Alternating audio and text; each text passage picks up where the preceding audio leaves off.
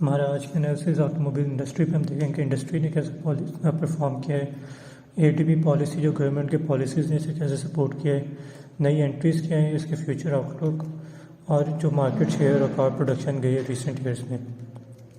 Starting of तो internationally global industry इतना नहीं इम्प्रूव कर रही, क्योंकि मेन वजह ये है कि यूएस चाइना के ट्रेड के जो इश्यूज चल रहे हैं, ऊपर से यूएसए ने चाइना पे जो टैरिफ्स वगैरह इम्पोज कर दी, उनके आपस में नहीं चल रहा।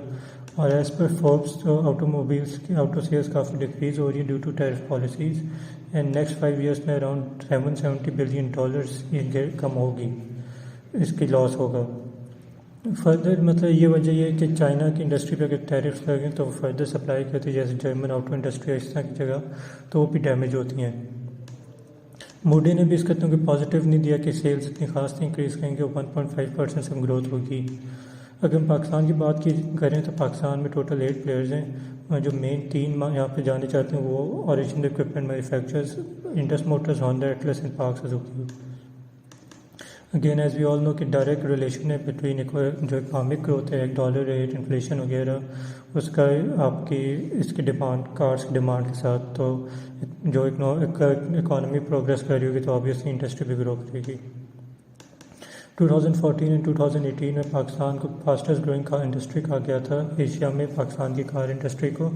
और इसकी एक वजह ये भी 2018 में कि जो एडीबी पॉलिसी आई, जो भी हम नीचे डिस्कस करेंगे, उसकी वजह से इंडस्ट्री ने बड़ा ग्रो किया था। हाउएवर 2020 में कोविड की वजह से बड़ा इनका एक पैथेटिक और बड़ा साल गया था, जिसमें काफ़ी इनकी सेल्स वगैरह डिक्रीज़ हो गई थी, और वो भी as we all know dollar के गिरने की वजह से।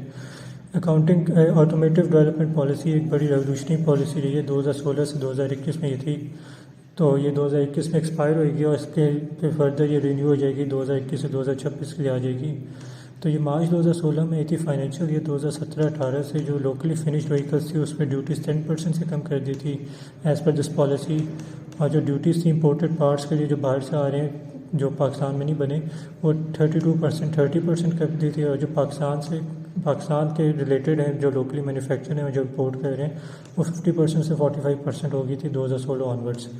पर जो उसका मेन जो स्टैंडर्ड पॉइंट था वो टैक्स इंसेंटिव था नई इन्वेस्टमेंट्स के लिए। जो ग्रीन फील्ड इन्वेस्टमेंट्स वो होती हैं जो बाहर की कंपनीज इन्वेस्ट करती है पाकिस्तान, बट नई मैन्युफैक्चरिंग फैसिलिटीज़ या अपना प्लांट खोलती है।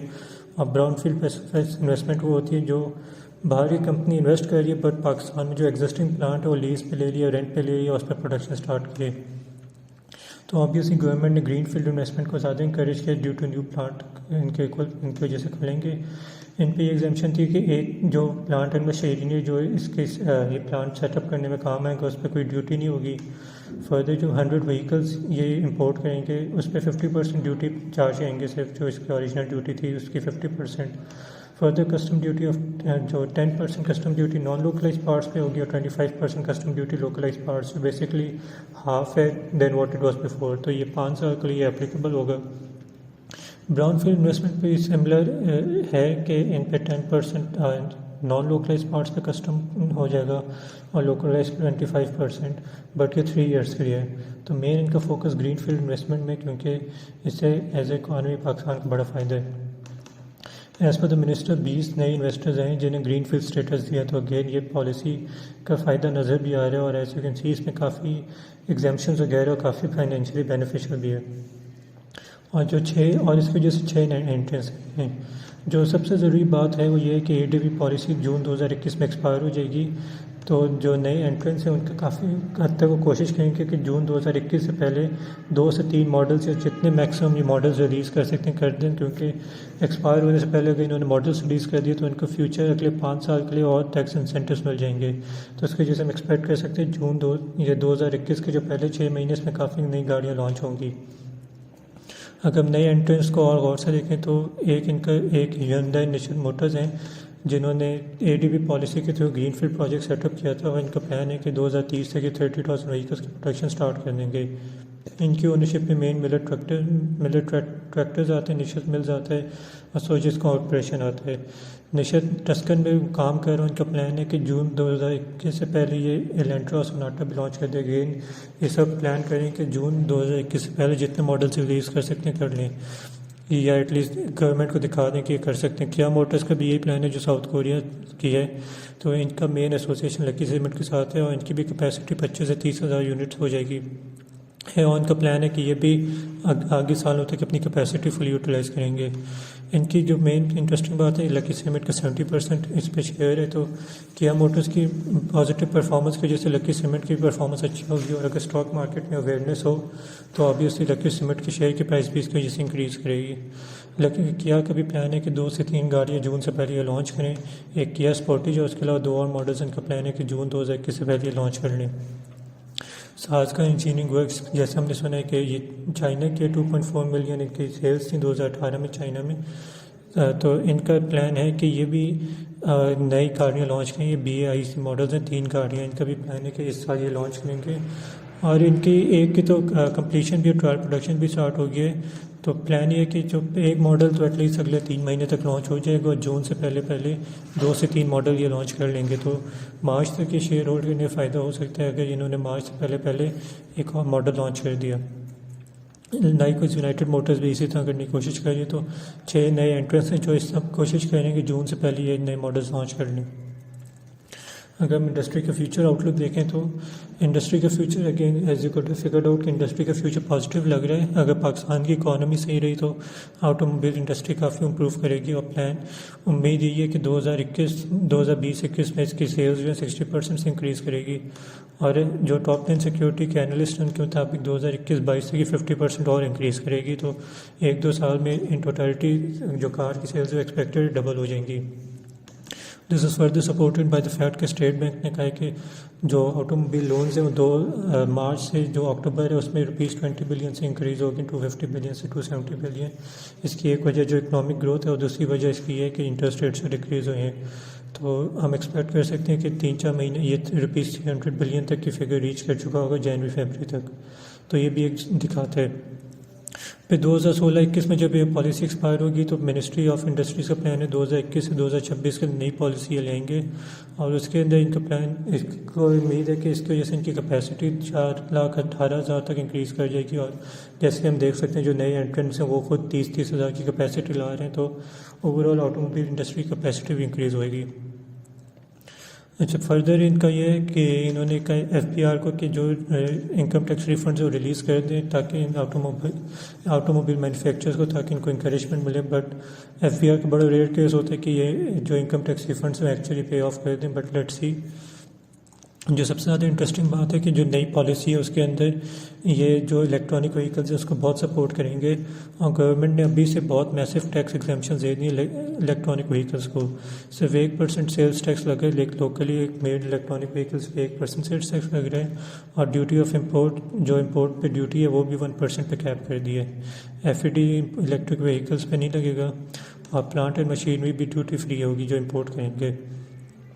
और एडिशनल जो इन पर कस्टम्स और टैक्स हैं वो भी गवर्नमेंट ने हटा दी। तो बड़ी क्लियर कट इस अंडरस्टैंडिंग आती है कि बहुत encouraging science electronic vehicles produce करने की। और कोई भी कंपनी अगर कैपेबल हो तो वो डेफिनेटली इलेक्ट्रॉनिक व्हीकल्स प्रोड्यूस करेगी और इसका बड़ा फ़ायदा जो इनके शेयर होल्डर्स को।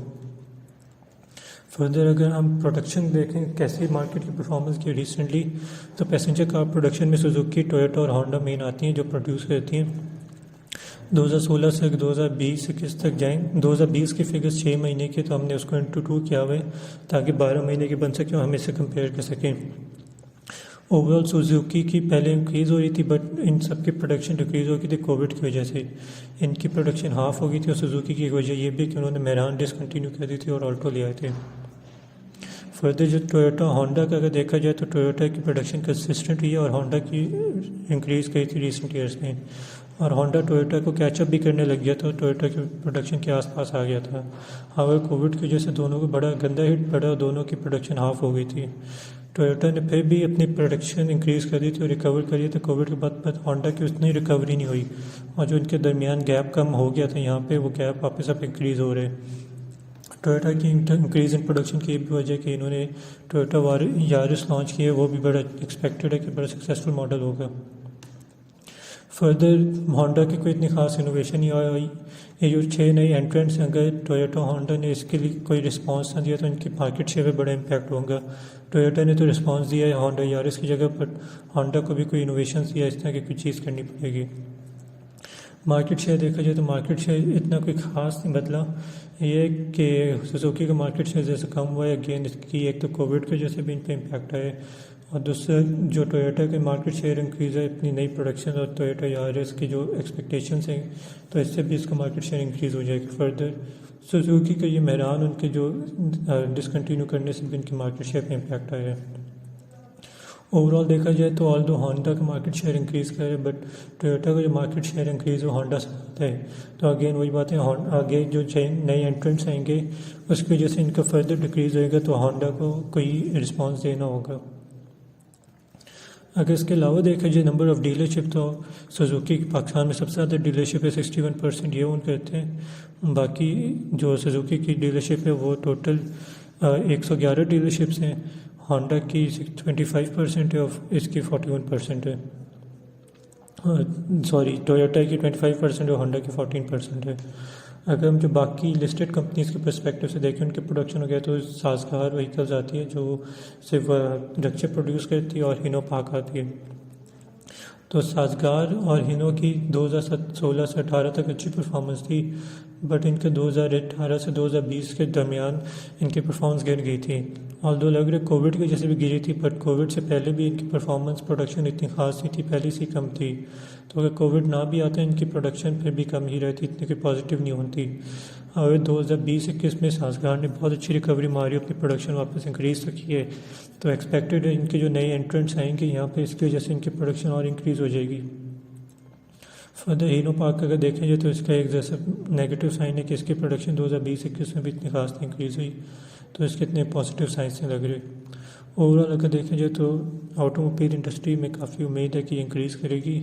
मेन इसका टोयोटा, होंडा और साजगार के पर्सपेक्टिव से देखना होगा लिस्टेड कंपनीज़, और एक और जो इंटरेस्टिंगली देखना होगा वो ये होगा लकी सीमेंट वगैरह, और जो 1-2 और कंपनीज इन्वॉल्व हैं उन पर क्या इम्पैक्ट होगा।